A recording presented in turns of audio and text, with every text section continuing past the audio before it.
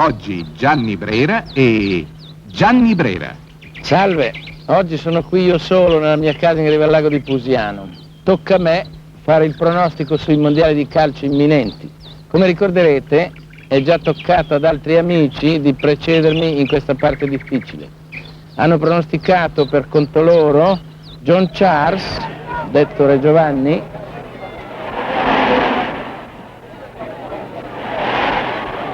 Giorgio Ghezzi, il kamikaze dei milanesi,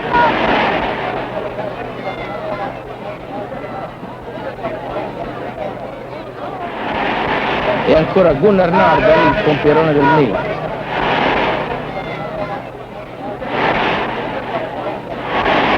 Gli amici di cui avete apprezzato le prodezze appena ora si sono sbilanciati a prevedere le 4 semifinaliste dei mondiali di Monaco. Io non ho questo coraggio, lo confesso. Per loro sicure semifinaliste sono la Germania e l'Italia. Per me bisogna almeno fare 6 nomi: l'Italia, la Germania, l'Argentina, l'Olanda, l'Inghilterra se si qualifica e il Brasile. Ora però non ditemi tutti beato te che te ne vai a Monaco. Si va benissimo a vedere i mondiali stando in Italia, a patto di avere in casa un televisore sicuro come quello che ho io. Sì, Gianni Brera si fida sempre della garanzia CGE, non solo per il televisore, ma anche per l'alta fedeltà. Guardate il Sinto amplificatore stereo quadrifonico.